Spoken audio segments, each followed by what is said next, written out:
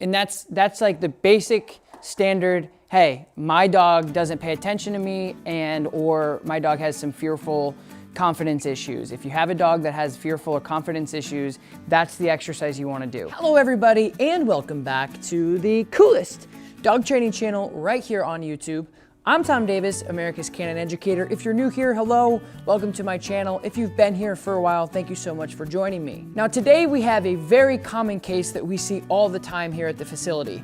A dog with insecurity or fearful tendencies or behavior. And in this episode, I go over some really easy exercises for the dog and the owner to immediately gain confidence within each other. So as always, I hope this video is informative and it helps you with your dog at home. Don't forget, we're gonna be playing Tom's Trivia somewhere in the middle of this video, and all you have to do is leave your answers in the comments below, and let's see if you guys know your dog facts.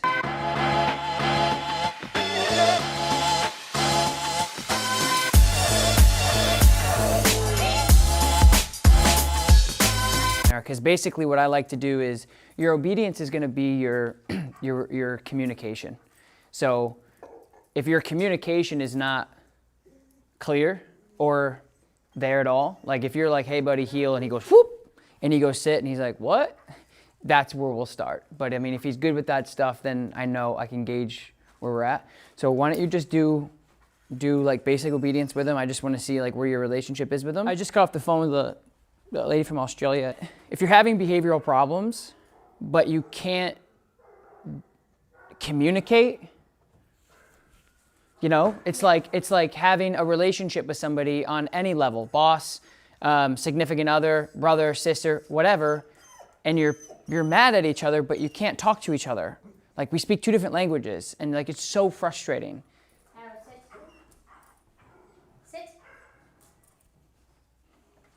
Arrow, sit. Sit. Good, sit. So he's insecure because he doesn't know his job. He doesn't really know what to do. So let me see the leash, and I want to work him for a second. Okay. All right guys, time for Tom's Trivia. Very simple question. All you guys have to do is answer yes or no in the comments below. Do dogs sweat or do they not? Leave your answers in the comments below. Good. So what I'm gonna do is, like, I'm gonna give him a break and let him sniff around, which is totally okay to do. I'm not gonna ask him to do anything, but I wanna show you how to develop the relationship that I think you would be more successful with outside. Okay. I want there to be a little bit more engagement, because when you're walking with him, he's very nose to the ground. He's very, and that's fine. And that's the thing too, is like when I say that, like a dog, him, anybody's dog is doing these types of things, that's fine. But I also want you to be able to like switch gears and say like, pay attention to me. Because if he gets into an environment where he's like, oh crap, I'm really nervous, that's where he'll make a mistake. Yep. And you need to be able to say like, okay, this is what we're gonna do. And right now, he's halfway or less with you. Like when you tell him to heel, he's walking nicely, but at the same exact time, like if you were to walk this way and then this way and say heel, he probably wouldn't like turn and go with you without the pop of the collar. Okay. So the goal would be making sure that when you tell him to heel, he's like, okay, I know what that is. Because it's hard for me and even you to decipher when you tell him heel, is he actually heeling or is he just following you around? Right. Do you know what I mean? Mm-hmm. So that's Yep.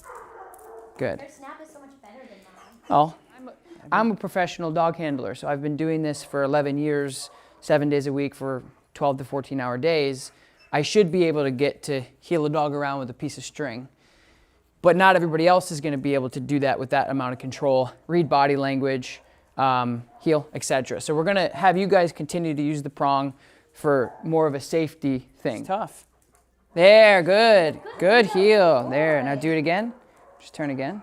Good heel. And that's like the basic standard, hey, my dog doesn't pay attention to me, and or my dog has some fearful confidence issues. If you have a dog that has fearful or confidence issues, that's the exercise you want to do. Hey, pay attention to me, pay attention, pay attention, pay attention. Okay, yeah, now I'm focused on you and we're moving together, and that's what you want to do. Yeah.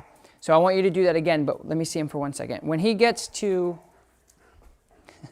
when he gets to the point where there was a couple times where you went out and he like, I don't know if he's gonna do it for me, but he bounced like 2 extra steps. yeah. So when he was like there, that's where you pop him. You don't want to be here and then pull Yep. because it doesn't correct him. Okay. The prong collar it doesn't correct unless you pop it. Yep. And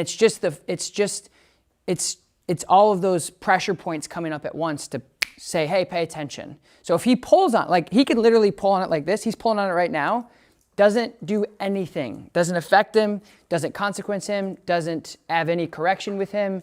He's pulling on it right now and it's the pop that matters. Okay. And those prong collars come up in sync and they go, hey, and he goes, oh, wait, and you go heel, and he goes, what the hell's heel? And then over 5 minutes, he's like, oh, this is heel. So make sure that like if he's there, you give him more of that like pop, Okay. because he'll just keep pulling like he is now. Pulling it, So what I do is I have a 4-foot leash, always like a leather 4-foot leash. I put it here like this, okay? And then I'll just say the dog's name and then I'll say heel. Arrow heel, I'll move forward and I'll turn, heel, and then that quick pop. Now watch, heel, good. Now I'll do the same thing in the same location, heel, good. You see? Heel, good. And now it's over. So I've taught him that when I turn, he's got to like really follow me. Heel. And that quick correction that you just saw, like, again, the prong collar is just intended to get the dog's attention faster. It's like if we had a horse and we didn't have head halties and things like that to get the horse, be able to put pressure on the horse where they want to escape it, it would be a nightmare. I mean, imagine putting something on a dog and not being able to say like, I don't want you to move forward, or being on the back of a horse riding up a mountain, falling off, breaking your face open, or killing yourself. Like if you can't put pressure on an animal to help dictate their behavior, it's going to be extremely hard for you to teach them new things once they've already gone past the learning stages, right? And so that's what, like when we use tools, so many people don't understand that. They think that we're taking 10-week-old puppies and whatever, putting tools on them and teaching things. No. We're using tools to help break down behaviors that are pre-existing that are causing your life turmoil or causing him potentially, to be put in a shelter or something because he's not listening. So the tools are there to decompress and reinforce what we're trying to teach him now. They're not there to help us teach behaviors. They're there to help us reinforce what we're trying to say. So that's why, like, if we had a harness and I did this, he's like, dude, what are you doing? With the prong, those prongs come up, they go, hey, he goes, whoop, and he comes with me. So that's the effective way to administrate that little thing. So that's what I want you to focus on. Take your leash, fold it halfway, and do that exercise to get him engaged with you. Break, good man. Thank you guys so much for joining me here today. If you haven't yet, don't forget, subscribe to my channel, leave a comment below, and let me know what you guys thought of this video, and I will talk to you next time. Peace.